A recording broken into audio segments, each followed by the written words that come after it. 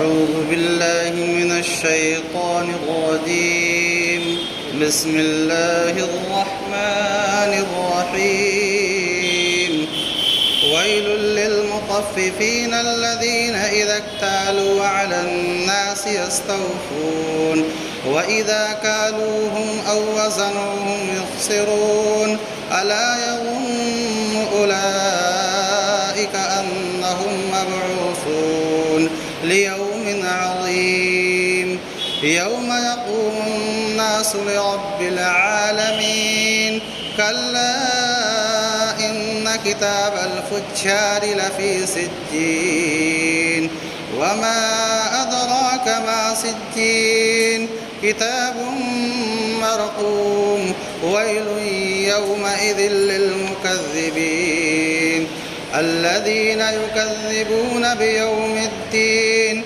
وما يكذب به إلا كل معتد أثيم إذا تتلى عليه آياتنا قال أساطير الأولين كلا بل ران على قلوبهم ما كانوا يكسبون كلا إنهم عن ربهم يومئذ لمحجوبون ثم إنهم لصالو الجحيم ثم يقال هذا الذي كنتم به تكذبون كلا إن كتاب الأبرار لفي عليين وما أدراك ما عليون كتاب مرقوم يشهده المقربون۔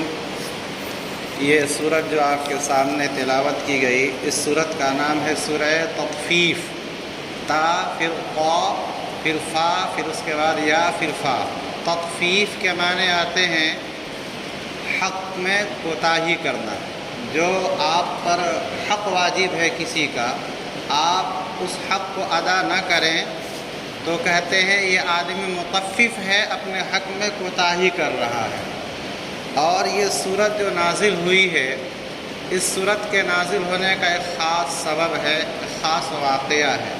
حضرت عبداللہ ابن عباس رضی اللہ تعالیٰ عنہما فرماتے ہیں کہ اللہ کے نبی علیہ الصلاۃ والسلام جب مدینہ تشریف لائے تو معاملات لین دین میں لوگ خاص طور پر ناپ تول میں کمی کرتے تھے، اور جب کسی سے لیتے تھے تو پورا ناپ تول کے لیتے تھے، اور جب دیتے تھے تو کم کر کے دیتے تھے۔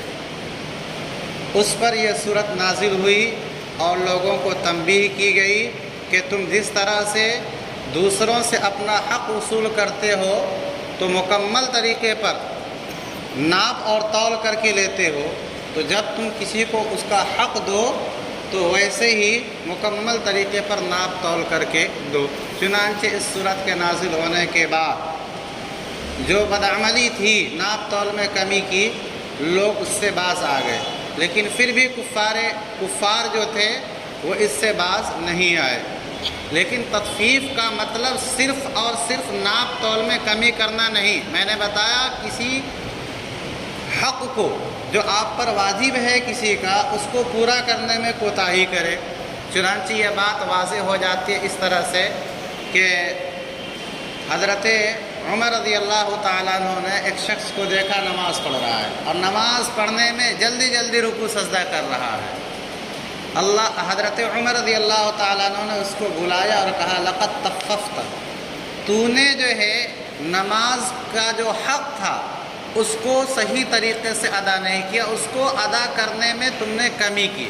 چنانچہ یہ روایت موطا امام مالک، بڑے ایک امام گزرے امام مالک رحمۃ اللہ علیہ، انہوں نے اپنی کتاب میں اس کو نقل کیا ہے اور کہا ہے کہ لکل شیء وفاء و تطفیف، کہ ہر چیز کے لیے، چاہے وہ حقوق اللہ میں سے ہو یا حقوق العباد میں سے ہو، کمی کوتاہی ہو سکتی۔ چنانچہ آپ کسی کو مزدور رکھیں، وہ مکمل اپنی ڈیوٹی انجام دے رہا ہے، اور آپ اس کو اس کی اجرت دینے میں کمی کریں، آپ مطفف ہوں گے اور یہ آپ کا عمل تطفیف ہوگا۔ اور یہاں جو وعید بیان کی گئی ہے ناپ تول میں کمی کرنے والوں کے لیے اس وعید کے آپ مصداق ہو جائیں گے۔ آپ سے کسی سے معاملہ ہوا کاروبار کا، آپ کو 50 ساڑی دینی ہے، اس کے پاس فرصت نہیں ہے گننے کی، جو ہے آپ نے لپیٹا جلدی جلدی، اور آپ کو معلوم ہے کہ اس میں جو ہے 48 ساڑیاں ہیں، اور آپ نے 50 ساڑیوں کا جو ہے اس سے پیسے لے لیے، یہ بھی تطفیف ہے۔ مزدور کو رکھا آپ نے، اس نے پورا 8 گھنٹے 6 گھنٹے جتنا بھی اس سے آپ کا معاہدہ ہوا تھا کام کیا، اور آپ اس کو اس کی اجرت نہیں دے رہے ہیں، یہ بھی تطفیف ہے۔ اور وہ مزدور جس نے آپ کے ساتھ معاہدہ کیا کہ 5 گھنٹہ 6 گھنٹہ میں کام کروں گا، اور وہ جو ہے کام کر رہا ہے 4 ہی گھنٹہ، یہ بھی جو ہے متفف ہے، یہ بھی تطفیف کر رہا ہے، یا کر رہا ہے تو 6 گھنٹہ، لیکن جس طرح سے اس کو کام کرنا چاہیے اس طرح سے کام نہیں کر رہا ہے، یہ بھی تطفیف ہے۔ اس لیے میں نے پہلے ہی کہا کہ تطفیف کے معنی آتے ہیں حق کو ادا کرنے میں کوتاہی کرنا۔ ایک باپ کے ذمے بیٹے کی پرورش، اس کی تعلیم تربیت کا حق ہے، باپ اس طرح سے اس کی تعلیم تربیت کا انتظام نہیں کر رہا، یہ بھی تطفیف کر رہا ہے۔ بیٹے کے ذمے یہ ہے کہ باپ کا حق ادا کرے، وہ نہیں ادا کر رہا ہے، یہ بھی تطفیف کر رہا ہے۔ تو میں نے بتایا کہ تطفیف یہ ایک عام ہے، اس میں کسی چیز کی کوئی تخصیص نہیں ہے۔ اس زمانے میں عربوں کے، مدینہ والوں کے ہاں یہی عمل رائج تھا کہ وہ ناپ تول میں کمی کرتے تھے، اس لیے یہ صورت نازل ہو گئی۔ چنانچہ یہ صورت جب نازل ہوئی اس کے بعد میں نے بتایا کہ وہ اس عمل سے باز آ گئے، اور آج عربوں مدینہ کے اندر خاص طور سے، میں تو نہیں گیا، اللہ تعالیٰ ہر ایک کو وہاں کی زیارت نصیب فرمائے کہ آپ جائیں وہاں کی منڈیوں میں جو ہے آپ معاملہ کریں، خرید و فروخت کا اسی صورت کا اثر ہے کہ وہ آپ آنکھ موند کر کے آپ ادھر بات کرتے رہیں، وہ آپ کو تول کر، اور ہمارا یہاں حال یہ ہے کہ آپ کے سامنے ٹیری مار دیں گے، جو ایسے دبائیں گے کہ جو ہے 1.25 کلو کو 1 کلو بنا دیں گے، وہ 1.5 کلو کو 1.5 کلو بنا دیں گے، یہ سب اس کے اندر داخل ہے۔ اور اللہ کے نبی علیہ الصلوۃ والسلام نے فرمایا کہ 5 ایسے گناہ ہیں جن پر اللہ تعالیٰ 5 سزائیں دیتا ہے۔ اللہ کے نبی نے فرمایا کوئی آدمی عہد شکنی کرتا ہے، کسی سے وعدہ کرا آپ نے اور آپ اس وعدے کے خلاف کر رہے ہیں، تو اللہ تعالیٰ اس پر جو ہے ایک دشمن کو مسلط کر دیتا ہے۔ ہم مسلمانوں کا حال دیکھ لیجئے، معاشرے میں غور کر لیں کہ ہم وعدہ کرتے ہیں، اپنے بھائی سے وعدہ کرتے ہیں، اپنے پڑوسی سے، اور قدر جو ہے مکر جاتے ہیں۔ اللہ تعالیٰ نے دشمن کو مسلط کر دیا، ہم پر بتانے کی کوئی ضرورت نہیں ہے۔ اسی طرح اللہ کے نبی علیہ الصلوۃ والسلام نے فرمایا کہ جس قوم میں زنا عام ہو جائے اور بدکاری عام ہو جائے، اللہ رب العزت اس کو فقر و فاقہ سے دوچار کر دیتے ہیں۔ آج ہم اپنے معاشرے میں جو ہے نگاہ اٹھا کر کے دیکھ لیں کس قدر بدکاریاں ہو رہی ہیں، زناکاریاں ہو رہی ہیں، اور اس کا نتیجہ یہ ہے کہ ہم فقر و فاقہ سے دوچار ہے۔ فقر و فاقہ یعنی محتاجگی کا مطلب یہ ہے کہ یا تو وہ چیز جو ہم کو سستے دام پہ ملتی تھی وہ جو ہے مہنگے دام پہ ملنے لگی ہے، یا یہ ہے کہ جو کام ہم کو بڑی آسانی سے جو ہے ہو جایا کرتا، آج ان کے در کا چکر ان کے در کا چکر لگا رہے ہیں، پھر بھی جو ہے وہ عمل پورا۔ اسی طرح اللہ کے نبی علیہ الصلوۃ والسلام نے فرمایا کہ جو لوگ ناپ تول میں کمی کرتے ہیں اللہ تعالیٰ ان کو قحط میں مبتلا کر دیتا ہے، اور اللہ تبارک و تعالیٰ ان سے رزق کو جو ہے چھین لیتا ہے، اور رزق کے چھیننے کا بھی مطلب یہی ہے۔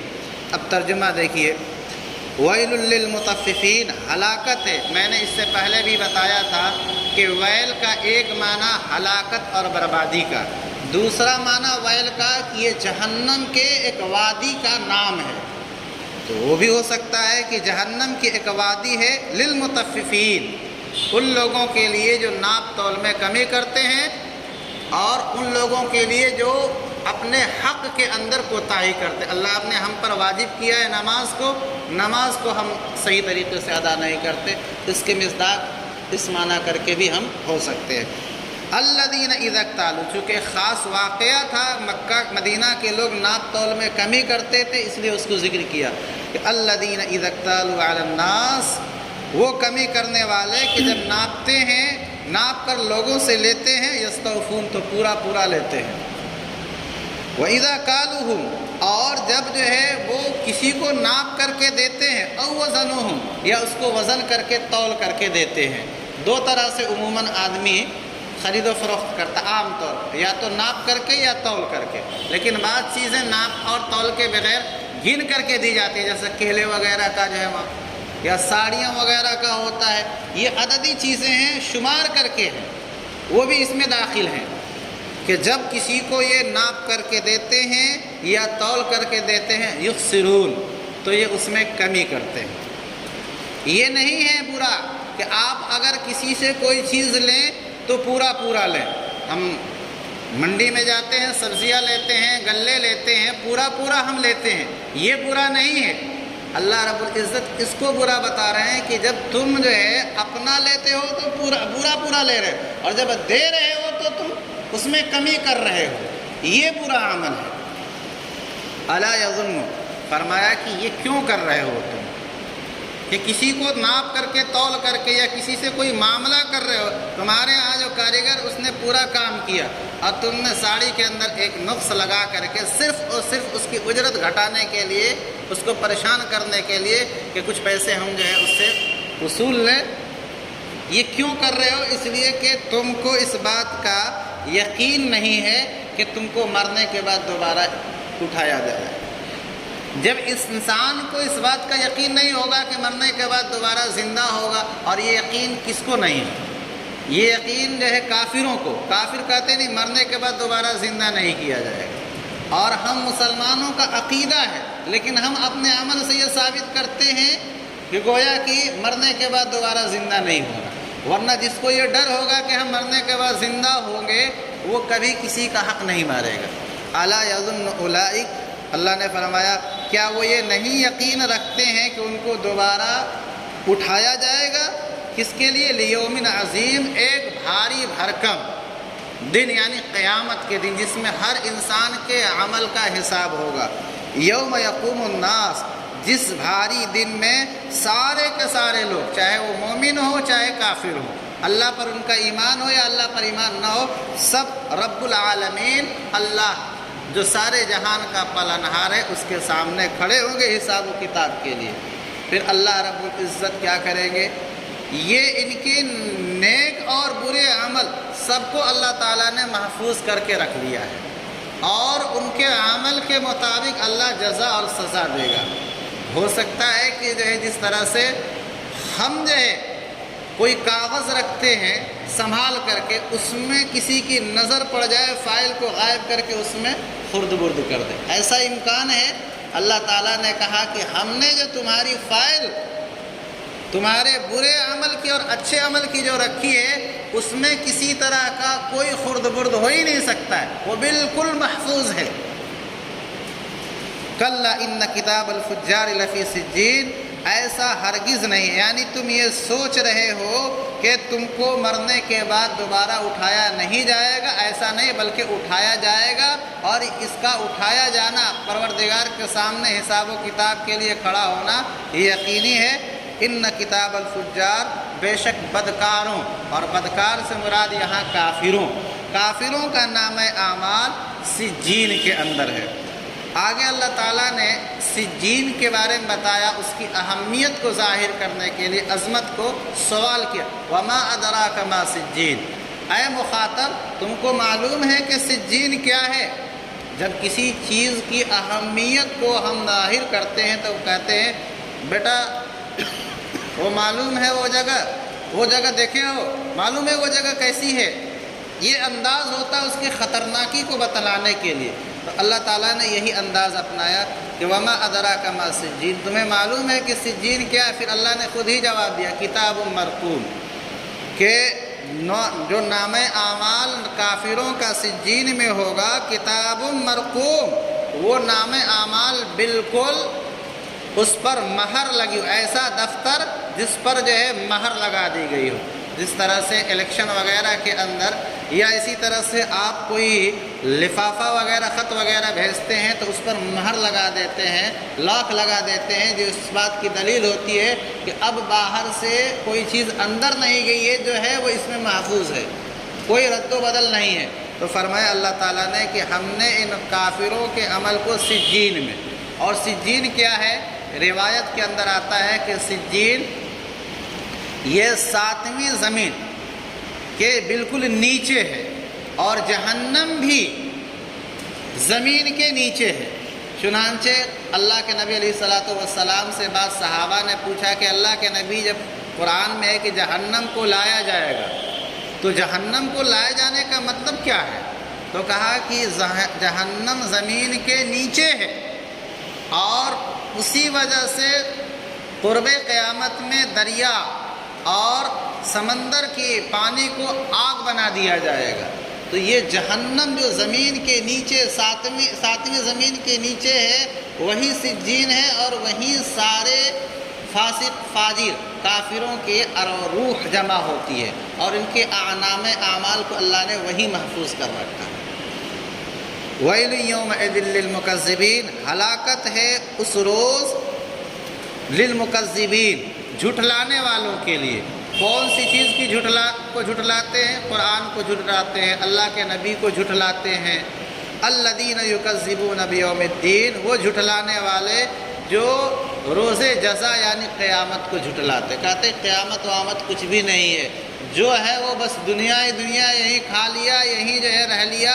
جب یہ انسان کا یہ عقیدہ بن جائے کہ قیامت قائم نہیں ہوگی، تو وہ کبھی کسی کا ادب و احترام نہیں کرے گا، کبھی وہ نیک عمل نہیں کرے گا، کبھی بھی وہ گناہوں سے باز نہیں آئے گا، اس لیے کہ اس کا عقیدہ ہی یہ ہے کہ بس دنیا ہی دنیا ہے۔ تو فرمایا الذین یکذبون بیوم الدین، یہ ہلاکت ان جھٹلانے والوں کے لیے ہے جو بدلے کے دن قیامت کو جھٹلاتے ہیں۔ وما یکذب بہ الا کل معتد اثیم، اللہ نے فرمایا قیامت کو وہی جھٹلاتا ہے جو جو انسانیت سے حد سے زیادہ گزر گیا ہو، اثیم، اور وہ گناہگار ہو۔ یعنی جب بہت زیادہ بندہ اللہ کا نافرمان ہو جاتا ہے، گناہگار ہو جاتا ہے، تو وہ ایسا کرتا ہے، ارے کچھ نہیں، جو ہے قیامت وامت کچھ بھی نہیں ہے۔ اس سے آپ کہیے گا ارے بھائی ذرا گناہ سے بچو، مرنا بھی ہے، تو کہتا کچھ بھی نہیں ہے، نعوذ باللہ۔ وہ ایک دم سے جھٹلا دیتا ہے، اس لیے کہ وہ حد سے آگے بڑھ گیا اور وہ اللہ کا نافرمان بن گیا۔ اور اذا تتلی علیہ آیاتنا، اللہ فرما رہے ہیں کہ جب اس کے سامنے ہماری آیتیں تلاوت کی جاتی ہیں، یعنی قرآن پڑھ کے سنایا جاتا ہے، جس میں یہ ہے کہ قیامت قائم ہوگی، ہر عمل کا اسے حساب و کتاب دینا ہوگا، تو وہ کیا کہتا ہے؟ اساطیر الاولین، یہ جو قرآن تم محمد پڑھ کر کے سنا رہے ہو، اے ابو بکر و عمر عثمان و علی رضوان اللہ علیہم اجمعین، یہ آپ لوگ پڑھ کر کے جو قرآن پیش کر رہے ہو نا، اساطیر الاولین، پہلے زمانے کے لوگوں کی گھڑی ہوئی باتیں ہیں، افسانے ہیں، یہ قصہ کہانی ہے جس کی کوئی حقیقت، کیونکہ جب انسان کو ماننا نہیں ہوتا ہے تو حق بات کو بھی وہ کہتا ہے افسانہ ہے، یہ ایک ناول ہے جو فرضی طریقے پر لکھی گئی ہے۔ کلا، اللہ رب العزت فرماتے ہیں کہ جو قرآن کی آیتیں جن میں یہ ہے کہ مرنے کے بعد انسان دوبارہ زندہ ہوگا اور اس کے ہر عمل کا حساب و کتاب لیا جائے گا، یہ کوئی افسانہ نہیں ہے۔ لیکن یہ جھٹلا کیوں رہا ہے؟ یہ اس لیے جھٹلا رہا ہے کہ اس کا دل جو ہے انتہائی سیاہ ہو چکا ہے، اب حق بات ماننے کی اس کے اندر صلاحیت ہی نہیں رہ گئی ہے۔ روایت کے اندر آتا ہے اللہ کے نبی علیہ السلام نے فرمایا کہ مومن کا دل آئینہ ہوتا ہے، جس طرح سے آئینے کے اندر ہم اپنے چہرے کے اوپر لگی ہوئی گندگی کو دیکھ کر کے صاف کرتے ہیں نا، ایسے انسان جب گناہ کرتا ہے مومن تو اس کے دل کے اوپر ایک سیاہ نقطہ لگتا ہے، اس کو احساس ہوتا ہے۔ اگر وہ فوراً توبہ کر لے، اللہ سے معافی مانگ لے، اللہ اسے بخش دیتا ہے اور وہ سیاہ نقطہ ختم ہو جاتا ہے۔ لیکن اگر وہ توبہ نہیں کیا تو اس کے سینے پر وہی سیاہ نقطے لگتے لگتے اس کا سینہ پورا سیاہ ہو جاتا ہے، اب وہ گناہ کرتا ہے تو احساس بھی نہیں ہوتا۔ جیسے ہم اپنے باتھ روم اور اپنے کچن کے اندر جو گندگی لگی ہوتی ہے اس کو ہر 2-4 دن پر صاف کرتے رہتے ہیں، کیونکہ اگر صاف نہ کرے تو پورا کا پورا سیاہ ہو جائے، پھر کہاں گندگی کہاں صفائی اس کا احساس نہیں ہوگا۔ ایسے یہ ہمارا دل جو ہے، اللہ رب العزت نے فرمایا کہ یہ جو جھٹلا رہا ہے وہ اس لیے جھٹلا نہیں رہا ہے کہ اس کے پاس کوئی دلیل ہے اور دلیل سے وہ جھٹلا رہا ہے، بلکہ اس کا دل جو ہو چکا ہے وہ سیاہ ہو چکا ہے، اب اس کے اندر حق ماننے کی کوئی صلاحیت نہیں ہے۔ کلا، ایسا ہرگز نہیں ہے کہ اس کے پاس کوئی دلیل ہے، بل ران علی قلوبہم، بلکہ ان کے دلوں پر زنگ لگ گیا ہے۔ جیسے لوہے میں اگر زنگ لگ جائے تو لوہے کو وہ زنگ مٹی بنا دیتا ہے، ایسے ہی گناہوں کا زنگ ان کے سینے پر لگا ہے۔ اب نعوذ باللہ یہ محمد صلی اللہ علیہ وسلم کی بات نہیں مان سکتے ہیں، بلکہ ان کے دلوں کے اوپر زنگ لگ گیا ہے ما کانوا یکسبون، ان کے بدعملی کا۔ کلا انہم، اللہ رب العزت فرما رہے ہیں کہ اب اللہ تعالیٰ ان کو ایک بدلہ دے گا، سزا دے گا، اور سزا یہ ہے کہ ہر کوئی چاہتا ہے کہ اپنے محبوب کی زیارت کر لے۔ اللہ رب العزت کی زیارت، ملاقات، چاہے کافر ہو چاہے مومن ہو، ہر کوئی چاہتا ہے کہ اللہ تعالیٰ سے اس کی ملاقات ہو۔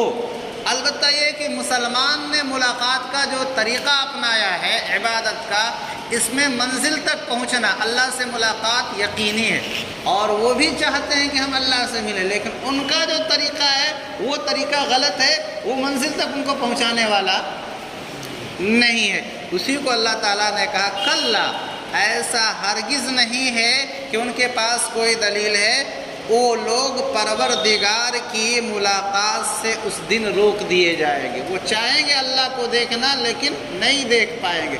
اس کا مطلب یہ ہوا کہ مومن جو ہوگا وہ اللہ تعالیٰ کی زیارت کرے گا، اللہ تعالیٰ کو دیکھے گا۔ ثم انہم لصالو الجحیم، اور یہ نہیں کہ چلو بھائی ملاقات نہیں ہوئی، کام تو ہو گیا، جنت میں چلے گئے۔ نے کہا کہ اللہ سے ملاقات بھی نہیں ہوگی، اس کے بعد لصالو الجحیم، یہ لوگ جہنم میں بھی جائیں گے۔ ثم یقال، پھر اللہ کی طرف سے کہا جائے گا ھذا الذی کنتم بہ تکذبون، یہی وہ بدلے کا دن ہے نا جس کو تم جھٹلا دیا کرتے تھے۔ میرے محمد، میرے نبی کہتے تھے کہ بدلے کا دن ہے، قیامت کا دن ہے، تو تم کہتے تھے کوئی بدلے کا دن نہیں، یہی بدلے کا دن ہے کہ دیکھو میری زیارت سے تم محروم ہو گئے اور جہنم میں چلے گئے۔ انشاءاللہ جو ہے اب اس کے بعد جو مابقیہ آیتیں رہ گئی ہیں اس کا اگلے بدھ کو کریں گے۔ آپ حضرات جو ہے پابندی کے ساتھ آئیں ایسی مجلسوں کے اندر جس میں اللہ کے کلام کو پڑھا جائے، اس کا ترجمہ کیا جائے، اس کا مطلب بیان کیا جائے۔ اللہ کے نبی علیہ الصلوۃ والسلام نے فرمایا کہ حفتہم الملائکہ، فرشتے جو ہے گھیر لیتے ہیں ان کو، اور ہم جو ہے اپنی نظروں سے فرشتوں کو نہیں دیکھ سکتے ہیں نا، وہ مخلوق ہے جو ہماری نظروں سے اوجھل ہے، لیکن اللہ کے نبی کا کہا ہوا ہے تو یقین ہے۔ اور فرمایا کہ مجلس والوں پر اللہ کی طرف سے رحمت اور سکینت نازل ہوتی ہے، تو ہم کو یقین ہے کہ ہمارے اس مجلس کو، کیونکہ ایک تو اللہ کا گھر ہے اور دوسرے اللہ کے کلام کو ہم پڑھنے کے لیے بغیر کسی دنیاوی منفعت کے، کسی فائدے کے ہم یہاں اکٹھا ہوئے ہیں، تو اللہ تعالیٰ اس کو سننے سنانے کو قبول فرما لے اور ہماری نجات کا اسے ذریعہ بنا دے۔ آئندہ انشاءاللہ ہم لوگ جو ہے جو مابقی آیتیں رہ گئی ہے اس کی تفسیر سنیں گے۔ دعا کرنے جو ہے ہر ایک اپنے دل کے اندر اس احساس کو لے کہ ہمارے جو ہے جو دل کی تمنا ہے وہ اللہ دیکھ رہا ہے، اور ضرور یقینا اللہ پورا فرمائے گا۔ الحمدللہ رب العالمین والصلاة والسلام علی سید الانبیاء والمرسلین۔ ربنا ظلمنا انفسنا وان لم تغفر لنا وترحمنا لنكونن من الخاسرین۔ رب اجعل لي مقيم الصلاة ومن ذريتي ربنا تقبل دعاء۔ ربنا اغفر لي ولوالدي وللمؤمنين يوم يقوم الحساب۔ ربنا آتنا في الدنيا حسنة وفي الآخرة حسنة وقنا عذاب النار۔ اللهم إنا نسألك من خير ما سألك منه نبيك محمد صلى الله عليه وسلم، ونعوذ بك من شر ما استعاذ منه نبيك محمد صلى الله عليه وسلم۔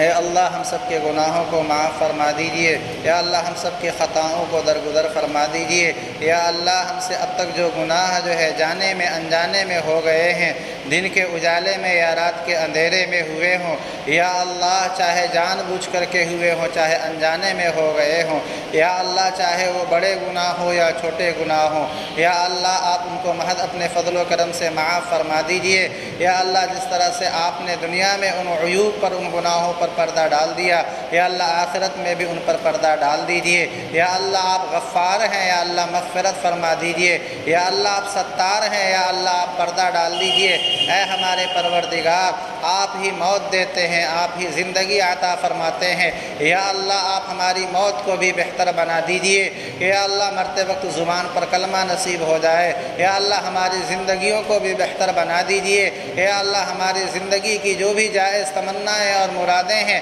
یا اللہ ان کو پورا فرما دیجئے۔ یا اللہ اپنے خزانے غیب سے ہماری حاجتوں کی تکمیل فرما دیجئے۔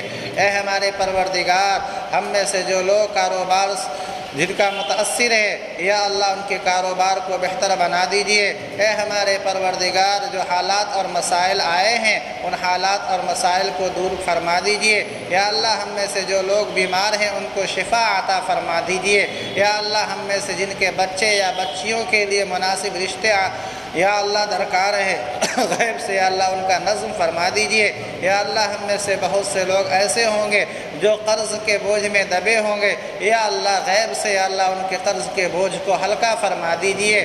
اے ہمارے پروردگار، آپ ہم میں سے ہر ایک کے دل کی حاجتوں اور ضرورتوں کو زبان پر آنے سے پہلے اور دل میں یا اللہ اس کا احساس ہونے سے پہلے بھی جان لیتے ہیں۔ یا اللہ ہم سب کی جائز حاجتوں اور تمناؤں کو محض اپنے فضل و کرم سے پورا فرما دیجئے۔ اے ہمارے پروردگار، جو کچھ ہم نے ابھی سنایا پڑھایا، اے اللہ آپ اس کو محض اپنے فضل و کرم سے قبول فرما لیجئے۔ یا اللہ اس کو ہمارے لیے آخرت میں ذخیرہ بنا دیجئے، ہماری نجات کا ذریعہ بنا دیجئے۔ اے ہمارے پروردگار، ہم میں سے جن کے ماں باپ دنیا سے جا چکے ہیں، یا اللہ ان کو کروٹ کروٹ جنت میں داخل فرما دیجئے۔ جن کے ماں باپ زندہ ہیں، یا اللہ ان کی خدمت کی توفیق مرحمت فرما دیجئے۔ یا اللہ جن کے گھروں کے اندر دینی ماحول نہیں ہے، یا اللہ ان کے گھروں کے ماحول کو دینی بنا دیجئے۔ یا اللہ ہماری بچیوں کو، ہماری عورتوں کو، ہمارے بچوں کو نمازی بنا دیجئے۔ یا اللہ دین کا ماحول ہمارے محلے کے اندر قائم فرما دیجئے، ہمارے گھروں کے اندر قائم فرما دیجئے۔